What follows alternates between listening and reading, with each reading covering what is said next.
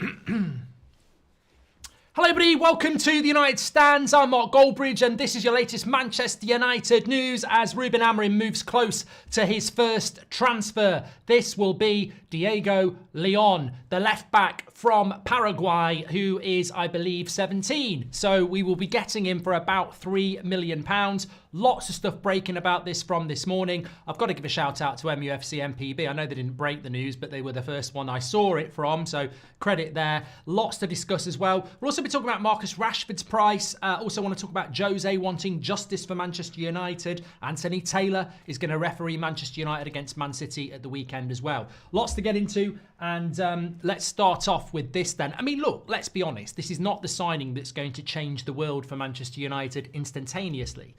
He's 17 years of age. The latest is that we will be paying around £3 million for him. Advanced talks, fee agreed, and he will join us in the summer. So next July is what's being mentioned. Romano's spoken about it. Ben Jacobs spoken about it. Everybody's spoken about it. And effectively, this is, it is slow Goldbridge sports news. I was meant to be doing this at 10 o'clock this morning, headliner, but I've had things going on personally, so apologies. But we are live now. And in a way, that's not a bad thing because the story has developed from potential to going to happen. In fact, in the last few minutes, we've had further confirmation that Manchester United from The Athletic are very close to getting this deal done. He's a highly rated young prospect by United and he would be one for the future rather than an immediate first team option. That's coming in from The Athletic. So this for me sort of sits in between an Obi Martins type of signing and a Yoro type of signing. And I think that's the best way of describing it, and I bet nobody else has done that. So Obi Martin, Lasali, Kone come in as highly touted 17-year-olds with loads of potential. Yoro comes in as an 18-year-old that Real Madrid want that's ready to play straight away. And I think from what we're hearing in relation to Diego Leon, he sort of fits in between that. £3 million, he's not ready for the first team like Yoro, but he's slightly ahead of maybe a Kone and an Obi Martin, and that therefore he's a player for the future. Left-sided player, we do need one of those. I think some people are getting a bit excited because they're thinking left-sided player is going straight into the team in January. He can't sign until July. He's got to be 18 to leave. He's 17 at the moment, and at £3 million and 17, he's not ready for the first team yet. Some people are talking about Harry Amas. What does it mean about Harry Amas, says Callum? I don't necessarily think it means a hell of a lot. Harry Amas is not ready at the moment. So, I mean, we've got a young prospect that might be good for our future in Harry Amas. Let's not go and buy somebody else that we've scouted who might be good for the future as well. At the end of the day, it's like having a bag of sweets and having only one left. I'd rather have 4 or 5 left. And that's what I mean. Like, Harry Amas could be a player for the future, but so could this Leon. And for £3 million, if he's well scouted, and we've mentioned this before, the South American market is a market that Man United have been looking at for a long time, ever since Ten Hag came in. Obviously, Ajax had a great record there. This was something that Ten Hag and the club wanted to do, and we are starting to do it as well. So I think this is a real positive. Patience is a virtue, and patience is what Manchester United's all about. So I think with regards to this story, it's exciting. It reminds me of Casido a few years ago. We didn't do that deal. Look what happened there. It looks like we're going to get this deal done, and I'm excited about it, but it will be a longer-term deal. It's £3 million. He's one for the future, and he won't be here till the summer. So first signing for Amorim. Looks like it, but it's another great young signing, and I agree with Jay Reacts on that, and we've got a lot of these players now. Leon, looks like it's going to get done. Lasali from Palace, Obi Martin from Arsenal. Kone's come in from Mali, wasn't it? We have the lad coming in from Australia as well. Is it Overy or something like that, or Avery? So there is an accumulation of young talent that's coming to Manchester United, and of course not all of it's going to hit, but I agree with it, Emil, in his super chat. We should have been tapping into this market ages ago, and this is about recruitment, and this is where it can work well under Ineos as well. So look, take the positives with the negatives, I suppose. Harry can grow to become better than Luke Shaw, says Constantine. I've got high hopes for Harry Amas, 100%. I really have. But I think this is an interesting deal. It doesn't impact January. It's for the summer. Smash a like. I think it's a positive deal to do. There we go. Patrick Lynch says, I feel like these deals are great for culture resetting. Getting young talent in that can work and grow together is important. It sets the culture now. Yeah, I agree with that, Patrick. Get your thoughts in. So one for the future. definitely. One for the present. Obviously, the Marcus Rashford story keeps developing. Interesting what we're getting today. Obviously, there is a press conference with Amorim later, which we'll be reacting to. But interesting in relation to that and what's been said, because I look at it and I go, hold on a minute. Lots of people are talking about Rashford's price being 60, 70 million. And I don't think anybody in our community's mentioned that. And it'll be very interesting to see what Amorim says, because he will be asked about Rashford. And he might say, absolutely not for sale under any circumstances. He's a massive part of my team. Or he might say, I don't want to talk about it and everybody's got an opportunity. He's not going to say he's up for sale. That's not going to happen. But I think that if there is any prospect of Rashford going, people need to stop. And I saw a journalist talking about it this morning. Man United would be looking between 60 and 80 million pounds. I was like, well, Man United are bloody thick then. If we are looking to get rid of Rashford, you have to accept it's failed. You don't have to accept his whole career is a failure, but you have to accept that at the moment it's not working. So if that's the case, he's only a year into his new contract. He's on 325k a week or something. I think in that case, you've got to accept discount. You've got to look to move him on. And I think that, as we've said before, it would be good for his career, good for Manchester United, but you've got to make it, appetising for the people that are going to buy him. And I would say, therefore, you've got to be looking at somewhere between 30 and 50 million pounds. I think that's how you do that deal. That's how I do. That's what I think anyway. A few other things I want to talk about as well. I'm really struggling today, by the way. I will be on at 7 o'clock tonight, but that's not why I didn't do a morning show. But I'm not feeling great today, so I'm just trying to get through it. Not get through it. That's not what I mean. But I'm struggling to breathe properly, so that's why I keep swallowing and swallowing. Also wanted to talk about Jose Mourinho. Jose Mourinho has spoken about justice for Manchester United. He's been asked about the 115 for Man City, and he said, all I want to see is justice. We've seen smaller teams like Everton and Nottingham Forest get points deducted for financial fair play. I just want to see justice when it comes to Man City. He pledged his relationship with Pep Guardiola, who he likes, but he was just very much about, I want to see justice for Manchester United. We finished second place. It's one of the best things I've done in my career. And potentially, as we all know, that second place was to Man City, who may or may not have done things wrong. So I thought that was quite interesting as well. Anthony Taylor will be the referee for the Manchester Derby on Sunday. Come see, come sir. I don't think it makes a massive amount of difference to me. Ultimately, Anthony Taylor, Michael Oliver, whatever. You've got to deal with what you've got to deal with, haven't you?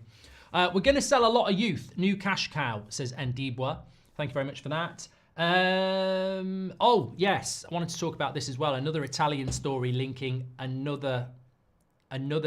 Well, it's Inter Milan this time. Apparently Conte, who came in for McTominay.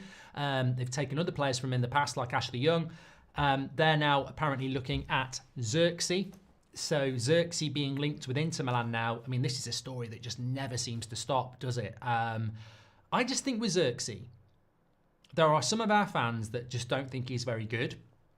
I think he's got a style of football that is a little bit, I get why people say Zirkzee reminds them of Berbatov. He ain't Berbatov. It's an insult to Berbatov because Berbatov was Premier League proven at Spurs and United. But I think what people mean is he's got this style that looks a little bit, dare I say, lazy, but he's not lazy. You can't be lazy as a professional footballer unless you're walking around not doing anything. It's just his style, his running style makes him look a bit languid, I suppose. And I agree with that with Zirkzee. Obviously, there's a lot of interest in Italy because he did well at Bologna very recently, and there's a lot of clubs in Italy that like him. AC Milan wanted him. Maybe Inter Milan do want him. Maybe Juventus want him. So this keeps happening. But I would just ask for a little bit of... for me, Zirkzee's going to be here till at least the end of the season. So these stories, or more importantly, people in our fan base saying we need to get rid of Zirkzee, is shit, this, that and the other. We just need that to sort of close down a little bit, because it doesn't do us any favours to keep having these stories all the time about Zirkzee and Inter Milan or AC Milan or Juventus. he could still be a success at Manchester United. We're playing with a striker and 2 number 10s. Like, he sort of operates in between that as a 9.5, but could be a 10 and could be a 9. So I still think Zirkzee has a part to play at Manchester United, and we need to sort of be a little bit patient with it. I think we're in a rush, aren't we? So Jim Radcliffe's probably in a rush. We're in a rush. We want United to get back ASAP. But there are some players that we haven't been patient enough with. I mean, selling Rashford, selling Casemiro, selling Luke Shaw, I get it. They've been here for long enough for you to make your minds up. But people like Zirkzee, he's not even been here 6 months yet. I think we just need to just be a little bit aware as a community and as a fan base that Zirkzee back to Italy is a very easy story to sell because he hasn't settled at Man United. They like him in Italy. So every week it seems to be a different story. But I think we need to be a little bit more, look, he might start tomorrow night. He might score a couple of goals again. So I just think we need to be a little bit patient. We see the hair and think Fellaini. Zirkzee in, says Ndibwa. Have you got a cold, Mark? Feel better, says Caitlin. I've got a bit of a cold. I woke up like feeling like shit this morning, and then I had a few things going on. But I've battled through worse.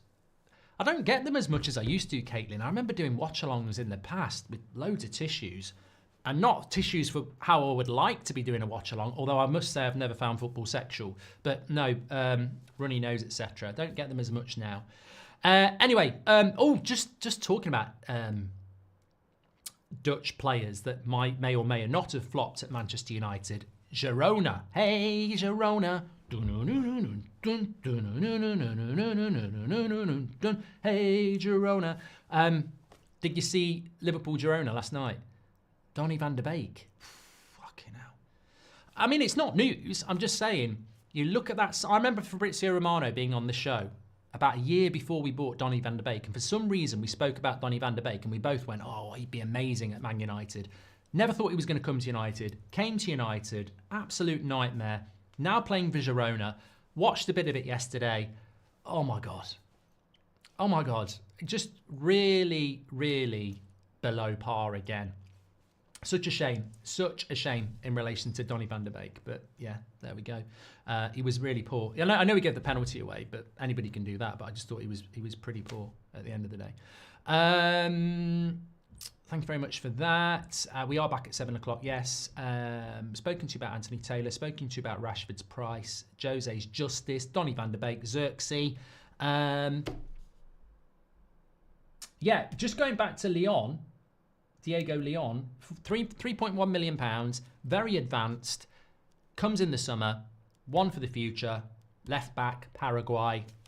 What's not to like? These are the sort of deals I like. I liked Lasali from Palace, Obi Martin, Kone, the lad from Australia. I like this as well. That's 5 in the space of pretty much 6 months. I mean, if 30% of these end up being first team players, it's great. On top of that, you've already got a very productive youth system at the moment as well. So I'm excited about this.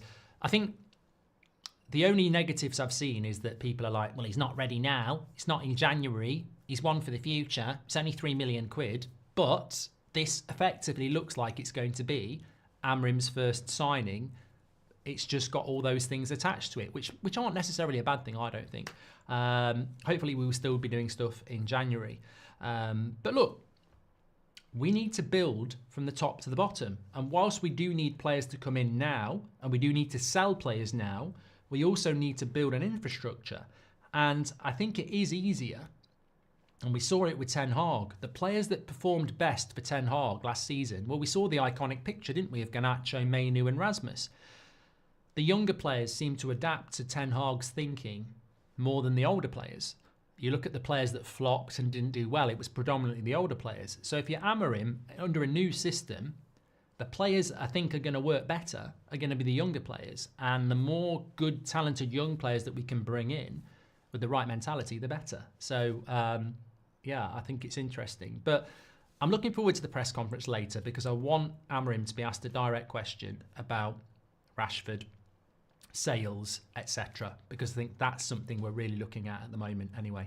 Right, I need to go and get a cup of tea. I've spoken for about 15 minutes and my nose is it's falling down the back of my throat. And That's not a nice thought for anybody. Peter says, hello, Mark. Greetings from Nepal. Why do people think it's Garnacho or his brother leaking the team lineups? Because Garnacho, in some sections of our fan base, I call the toxic sections of our fan base, is just a player to hate on. What people forget is that Marcus Rashford at 20 never got this. Marcus Rashford's agenda toxicity started about 3 years ago when he was 24. No one was doing this to Garnacho, to Rashford at 20 years of age, but people seem to want to do it to a 20-year-old. And he's not leaking the team news as far as I know. It's not the name or the names, 2 names, that have been going around. The media know who it is, the club know who it is, and a lot of people who do this know who it is. I don't think anyone's going to put it out there. I'm certainly not going to put it out there. I think it's why cause a pile-on to that player. Hopefully they're going to stop doing it, but it's not. It's a current player who is fit, and it's not Garnacho. There won't be career mode today, Tilly. It was planned, but absolutely got no chance. I don't think I could muster that at the moment, and I've got to look after this. Anyway, thanks everyone for watching. It's just a quick one. Nearly got 1,000 likes, nearly got 10,000 watching. You're absolute legends. I will be back at 7 o'clock, and we will talk again then. But I just wanted to give a quick update because I was aware we hadn't done the 10 o'clock show this morning. Thanks everyone for watching. Take care, stay safe, and as always, thank you very much for your support. We're out in Czech Republic as well, so hoping to get some content in from Beth as well. So take care. Speak to you in a bit.